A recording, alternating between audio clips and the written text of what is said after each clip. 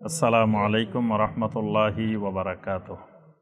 আলহামদুলিল্লাহি ওয়াহদা ওয়াসসালাতু ওয়াসসালামু আলা মান লা নাবিয়্যা বা'দা ওয়া আলা আলিহি ওয়া সাহবিহি ওয়া মাওয়ালা। এবার দাওয়াত তুলে ধরার পরে প্রতিক্রিয়া। সবাই কেউ কেউ মুখ খুলছে, কেউ কেউ মুখ খোলে নাই। অনেকে চুপচাপ শুনে আস্তে আস্তে সবাই বাড়ির দিকে চলে গেছে। দুই একজন মুখ খোলা শুরু করছে। কেউ কেউ বলতেছে, এটা কি বিপদ হইল একটা, যে এত বড় বিপদের কথা বললো, এটা তো কোনো তেমন বিপদ মনে হচ্ছে না। সকালবেলা দেখলো ছেলেটা আমাদের আল আমিন, ছেলেটা কি মাথা টাথা নষ্ট হয়ে গেল নাকি জিনে ধরলো নাকি কি হইলো বুঝতেছি না। একজন এরকম মন্তব্য করতে করতে বাড়ির দিকে চলে যাচ্ছে। এই সবচেয়ে শয়তান আব্দুল উজ্জা, নবী সাল্লাল্লাহু আলাইহি সাল্লামের আপন চাচা। সেই আব্দুল উজ্জা সেই বলে উঠল, চিৎকার দিয়ে বলে উঠল, তাব্বাল্লাকা ইয়া মুহাম্মদ আলিহাযা জামাতানা, তাব্বাল্লাকা ইয়া মুহাম্মদ, হে মুহাম্মদ তোমার ধ্বংস হোক, তুমি ধ্বংস হয়ে যাও। আলিহাযা জামাতানা, সকালবেলা বিপদের কথা বলে আমাদেরকে এই জন্যই জমা করছো, এই জন্যই আমাদেরকে একত্রিত করেছো। তাব্বাল্লাকা, তোমার ধ্বংস হোক। আল্লাহ সুবহানাহু ওয়া তাআলা আল্লাহকে গালি দিলে আল্লাহ সহ্য করেন, কিন্তু আল্লাহর খলিলকে গালি দিলে আল্লাহ রাব্বুল আলামিন সহ্য করেন না। সাথে সাথে আল্লাহ পাক জবাব দিয়ে দেন। এবং আল্লাহ পাক দায়িত্ব নিছেন, ইন্না কাফাইনাকাল মুস্তাহজিইন, আপনাকে যারা ষড়যন্ত্র করবে, আপনার বিরুদ্ধে যারা কিছু করবে, আমি আল্লাহ তাদের জন্য যথেষ্ট, আমি আল্লাহ তার প্রতিশোধ নিব।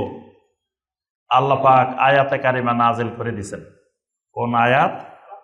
সূরা আল-লাহব। তাব্বাত ইয়াদা আবি লাহাবিন ওয়া তাব, তাব্বাত ইয়াদা আবি লাহাব, আবু লাহাবের দুই হাত ধ্বংস হয়ে যাক, ওয়া তাব্বা, এবং সে নিজেও ধ্বংস হয়ে যাক। দুই হাত মানে তার যত ক্ষমতা, যত শক্তি, যত প্রভাব যা আছে সব ধ্বংস হয়ে যাক, এমনকি সে নিজেও ধ্বংস হয়ে যাক। মা আগনা আনহু মালুহু ওয়া মা কাসাব, তার কোনো সম্পদ, তার উপার্জনের কোনো কিছুই তার কোনো কাজে লাগবে না, কোনো কিছু তার কাজে লাগবে না। সাইয়াসলা নারান, অচিরেই সে এমন এক আগুনের মধ্যে ঢুকবে, যাত লাহাবিন, যে আগুনটা হবে লেলিহান বিশিষ্ট, সেই লেলিহান বিশিষ্ট আগুনের মধ্যে সে অচিরেই প্রবেশ করবে, ঢুকবে। এবং সে একা ঢুকবে না, ওয়া মরাতুহু, তার সাথে তার দুষ্ট শয়তান, তার স্ত্রী উম্মে জামিল লানাতুল্লাহি আলাইহা, ওই মহিলাটাও ঢুকবে। আল্লাহ পাক ওই মহিলার একটা উপাধি দিয়ে দিয়েছেন। ওই মহিলার নাম বলেন নাই, নাম না বলে বলছেন। আবুল আহাবেরও নাম বলেন নাই। আবুল আহাব কিন্তু তার নাম না, তার নাম হলো আব্দুল উজ্জা। কিন্তু তাকে আবুল আহাবের ব্যাপারে আমরা একটু পরে বলবো কেন আবুল আহাব হয়েছে। এর বোন নাম হলো উম্মে জামিল। আল্লাহ বলছেন হাম্মালাতাল হাতাব, এটা আরবের একটা বড় প্রবাদ বাক্য। হাম্মালাতাল হাতাব বলছে যে তার স্ত্রীটা হলো হাম্মালাতাল হাতাব। এই হাম্মালাতাল হাতাব উপাধিটা খারাপ উপাধি, মানে লাকড়ি সংগ্রহকারিনী, আগুন জ্বালাই দে, যে প্রত্যেক ঘরে আগুন জ্বালাই দে।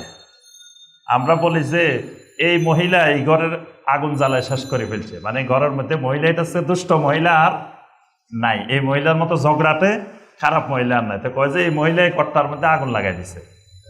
এই জন্য হাম্মালাতাল হাতাব মানে এই মহিলাটা আগুন দিয়ে, লাকড়ি দিয়ে ধ্বংসকারিনী, সে সব ধ্বংস করে দেয়।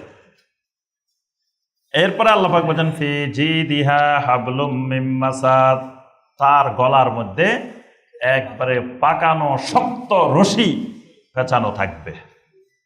এখানে আল্লাহ পাক তাদের স্বামী স্ত্রী দুইজনকেই আল্লাহ পাক এখানে লানত করেছেন। দুইজনের ব্যাপারে আল্লাহ পাক এই সূরাটা নাজিল করেছেন। আচ্ছা, এরপরে মোটামুটি আর বাকিরা এরকম কঠিন আকারে কোনো প্রতিবাদ বা বদদোয়া বা খারাপ কিছু এরকম বলেন নাই। তখন এই তাৎক্ষণিক প্রতিবাদ করছে এই লোকটা আব্দুল উজ্জা। আচ্ছা, এবার আব্দুল উজ্জার পরিবার সম্পর্কে একটু জানা দরকার। এই লোকটাকে, তার বোটাকে আল্লাহ পাক দুইজনকেই নাম ধরে নির্দিষ্ট করে আল্লাহ পাক একটা সূরা নাজিল করলেন, তাদেরকে একবারে ধ্বংস হওয়ার লানত দিয়ে আল্লাহ পাক স্বয়ং নিজে আয়াত নাজিল করছেন, সূরা নাজিল করছেন। আবু লাহাব এর নাম হলো আব্দুল উজ্জা, নবী সাল্লাল্লাহু আলাইহি সাল্লামের আপন চাচা। সে সুদর্শন, মক্কার সুদর্শন যুবকদের মধ্য থেকে অন্যতম একজন সুদর্শন যুবক ছিল এই আবু লাহাব। লাহাব মানে আপনার গৌরবর্ণ, লাল বর্ণ, মানে তার চেহারা, তার শরীর লাল বর্ণের ছিল, টুকটুকে সুন্দর ছিল। এই জন্য তাকে আরবের লোকেরা আবু লাহাব বলতো। আবু লাহাব উপাধিটা ছিল ভালো, মানে সবচেয়ে সৌন্দর্যশীল, সবচেয়ে সুদর্শন মক্কার মধ্যে। এই জন্য তার নাম, উপাধি হয়েছে আবু লাহাব। কিন্তু লাহাবের আরেক অর্থ হলো আগুনের যে স্ফুলিঙ্গটা, লেলিহান শিখাটা, এটাকেও আরবিতে লাহাব বলা হয়। আল্লাহ সুবহানাহু ওয়া তাআলা এই জন্য জাহান্নামের সাথে বলছেন নারান সায়াসলা নারান জাতা লাহাব। জাতা লাহাব, লাহাব শব্দটা ব্যবহার করছে, মানে জাহান্নামটা হলো লেলিহান বিশিষ্ট আগুন, মানে এটার আপনার স্ফুলিঙ্গ অনেক দূর পর্যন্ত উঠে। তো ওই অর্থেই আল্লাহ পাক তাকে আবু লাহাব বলছেন, মানে সে লেলিহান বিশিষ্ট আগুনওয়ালা জাহান্নামী।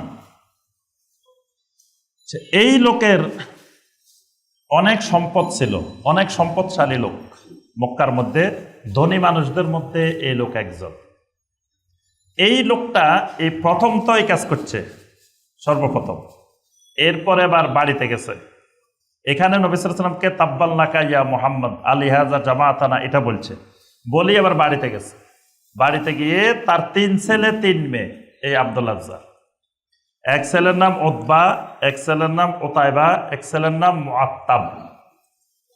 উতবা এবং উতাইবার কাছে নবী সাল্লাল্লাহু আলাইহি ওয়াসাল্লামের 2 মেয়ে বিবাহ দেওয়া হয়েছে, উম্মে কুলসুম এবং রুকাইয়া রাদিয়াল্লাহু তাআলা আনহুমা। এই 2 জনকে এই উতবা এবং উতাইবার কাছে বিয়ে দেওয়া হয়েছে। এখন এই আবু লাহাব বাড়িতে যায়, 2 ছেলেকে ডাকছে, ডেকে বলছে যে মুহাম্মদ সাল্লাল্লাহু আলাইহি ওয়াসাল্লামের 2 মেয়েকে এখনই তালাক দিতে হবে, যদি তালাক না দাও তোমরা আমার ছেলে থাকবা না, তোমাদের সাথে আমার সম্পর্ক বিচ্ছিন্ন। এখনই মুহাম্মদ সাল্লাল্লাহু আলাইহি ওয়াসাল্লামের 2 মেয়েকে তার ঘরে পাঠাই দাও। সাথে সাথে 2 ছেলে উতবা এবং উতাইবা, 2 ছেলে নবী সাল্লাল্লাহু আলাইহি ওয়াসাল্লামের 2 মেয়েকে কি করলেন? তালাক দিয়ে দিলেন। এই 2 মেয়েকে পরবর্তীতে ওসমান ইবনে আফফান রাদিয়াল্লাহু তাআলা আনহু বিয়ে করেছিলেন। এই জন্য আবু বকর রাদিয়াল্লাহু তাআলা আনহু তাকে বলছিলেন জিন্নুরাইন। ওসমানকে কি বলছিলেন? জিন্নুরাইন, 2 নূরওয়ালা, মানে নবী সাল্লাল্লাহু আলাইহি ওয়াসাল্লামের 2 কন্যার স্বামী। অথচ এই নূরগুলা ছিল কার ঘরে? আবু লাহাবের ঘরে। এত বদনসিব, এত হতভাগা, 2 নূরকে ঘর থেকে সে নূর বাইর করে দিচ্ছে। মানে কারো কপালে যদি, তাকদিরে যদি নূর না থাকে তো সে ঘষে ফালাই দেয়, মানুষ বলে না। তার ঘরে আল্লাহ রাব্বুল আলামিন এই 2 নূর আল্লাহ পাক এনে দিয়েছিলেন, কিন্তু সেই 2 নূর ঘর থেকে বের করে দিচ্ছে। সাথে সাথে 2 ছেলে তালাক দিয়ে দিচ্ছে। দেখেন তাওহীদের দাওয়াত কত কঠিন। এতদিন পর্যন্ত যে মানুষটা সবচেয়ে প্রিয় মানুষ, সবচেয়ে মহব্বতের মানুষ, আল আমিন, তাওহীদের দাওয়াতটা প্রকাশ্যে দেওয়ার সাথে সাথে 2টা মেয়ে ঘরে চলে আসা, এটা কি সহজ কথা?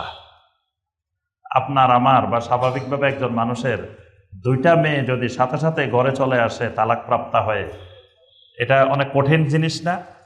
দেখেন এই দাওয়াতের সাথে সাথে আপন চাচা ধ্বংস হওয়ার জন্য তাব্বাল্লাকা বলে উঠছে। অথচ এতদিন পর্যন্ত সবাই বলছে এই ছেলে আল আমিন।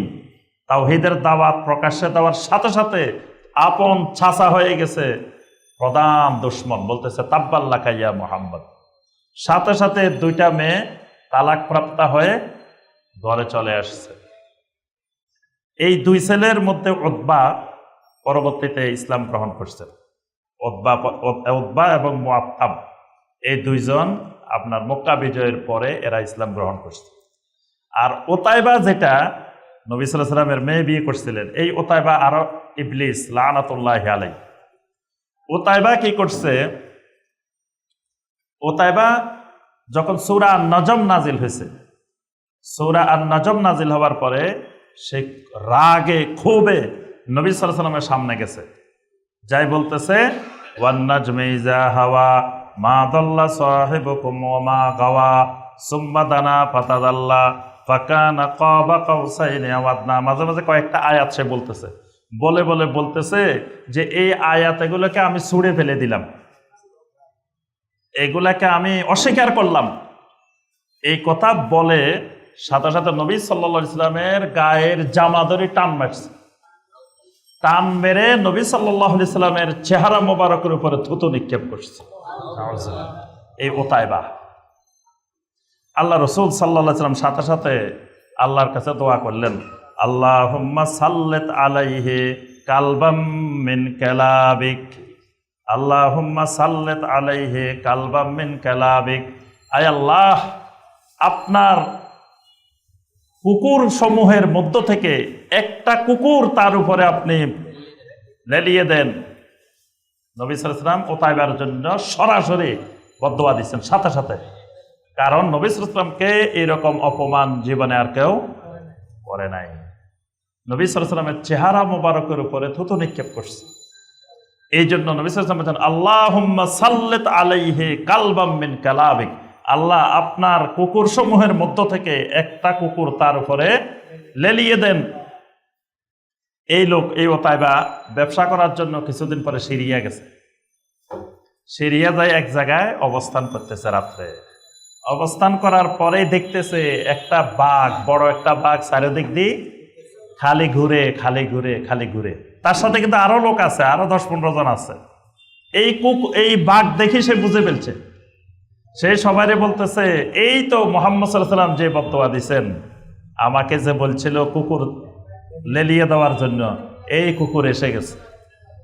এটা বনের সবচেয়ে বড় কুকুর, শক্তিশালী কুকুর, বাঘ হাজির হয়ে গেছে। এরপরে কিছুক্ষণ পরে বাঘ এসে বাকি 14-15 জনের, বাকিদের কিছুই করে নাই, তাদের মধ্য থেকে তাকেই ধরে নিয়ে গেছে বাঘ। আল্লাহ সুবহানাহু ওয়া তাআলার পক্ষ থেকে নিয়োজিত বাঘ, তাকে ধরে নিয়ে একেবারে টেনে হিজড়ে টুকরা টুকরা করে বাঘ তাকে খেয়ে ফেলছে, কোথায় বাঘে। আর বাকি 2 ছেলে ইসলাম গ্রহণ করছে, আর 3 মেয়ে ছিলেন, ওনারাও পরবর্তীতে আবু লাহাবের 3 মেয়েও ইসলাম গ্রহণ করছে।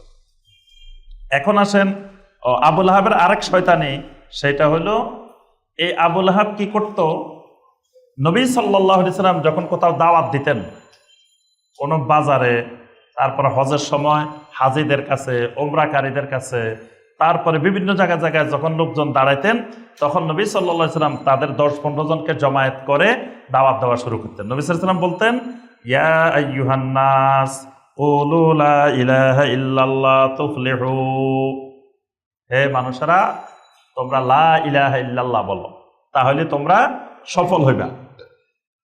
নবী সাল্লাল্লাহু আলাইহি ওয়াসাল্লাম এই লোকগুলারে এই কথা বললে নবী সাল্লাল্লাহু আলাইহি ওয়াসাল্লাম যখন একটু এদিকে আসতেন, অথবা ওই দাঁড়ানোর মধ্যেই পিছন দিয়ে দৌড়ায় আবু লাহাব যায় হাজির হইত।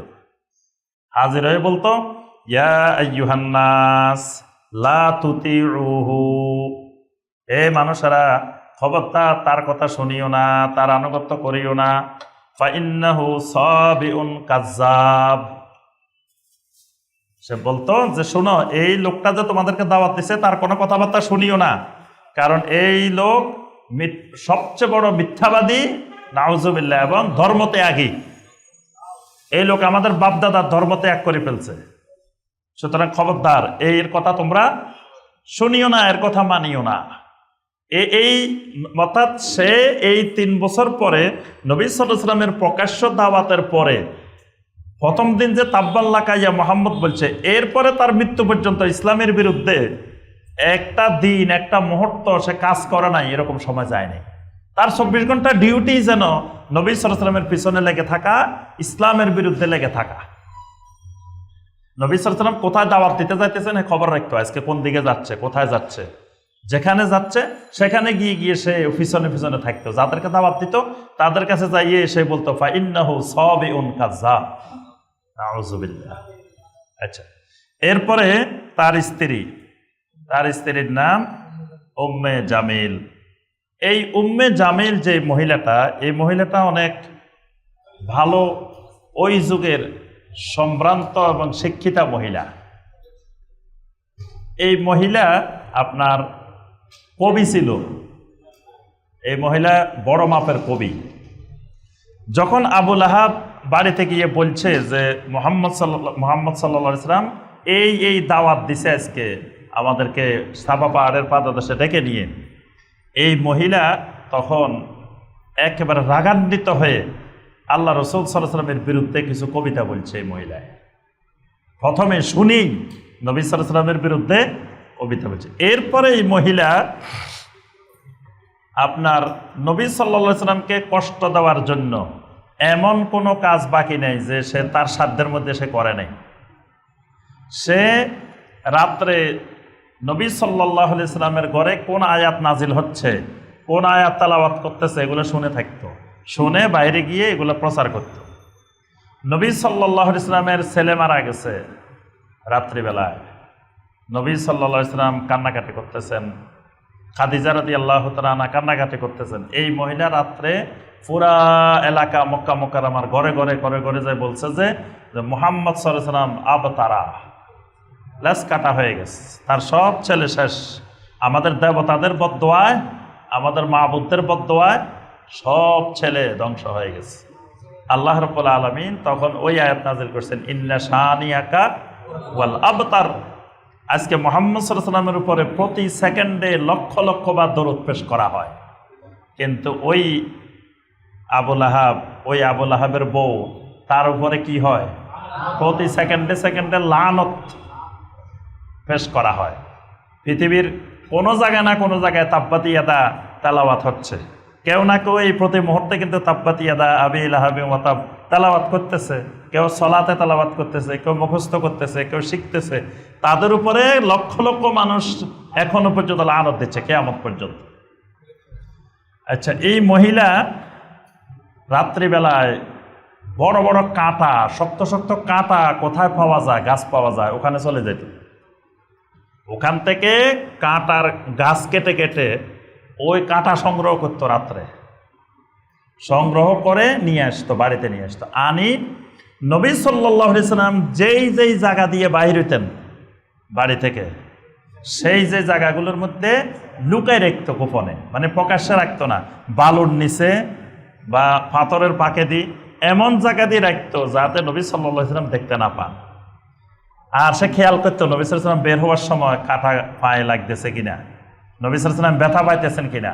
ব্যথা পাইলে সে আনন্দে আত্মহারা। এরপরে শুধু নবী সাল্লাল্লাহু আলাইহি সাল্লাম কেনা, আরও অন্যান্য সাহাবীদেরকেও সেই রকম বের হওয়ার পথে পথে কাঁটা দিয়ে রাখতো। এই জন্য আল্লাহ বলছেন হাম্মালাতাল হাতওয়াব, এই লাকড়ি সংগ্রহ মানে ওই কাঁটা গাছের লাকড়ি সংগ্রহ করতো সে। আর সর্বশেষ এই মহিলা একদিন কি করছে, যখন এই তাব্বাত ইয়াদার কথা সে শুনছে, এই মহিলা যে এই সূরার মধ্যে আল্লাহ তার নামও কইছে ওয়ামরাআতু হাম্মালাতাল হাতওয়াব বলছে। এই মহিলার রাগে ক্ষোভে বাড়ির থেকে বের হয়েছে। বের হওয়ার সময় বড় পাথরের টুকরা নিছে, বলতেছে এই পাথরের টুকরা দিয়ে মুহাম্মদকে এখনই আমি মেরে ফেলবো। এই মহিলা যখন ঘর থেকে বের হয়েছে পাথরের টুকরা নিয়ে, নবী সাল্লাল্লাহু আলাইহি সাল্লাম তখন মসজিদে হারামের মধ্যে বসা, আল্লাহর ঘরে বসা। আবু বকর রাদিয়াল্লাহু তাআলা আনহু দৌড়া এসে বলছেন, ইয়া রাসূলুল্লাহ সাল্লাল্লাহু আলাইহি সাল্লাম, আপনি এখন সরে যান, আপনি এখন এই জায়গা থেকে চলে যান, কারণ এই আবু লাহাবের স্ত্রী আসতেছে বড় একটা পাথর নিয়ে আপনাকে হত্যা করার জন্য, আপনার উপরে মারবে। আল্লাহ রাসূল সাল্লাল্লাহু আলাইহি সাল্লাম বললেন, আবু বকর, এই মহিলা আমাকে দেখতে পাবে না, এই মহিলা আমাকে দেখতে পাবে না।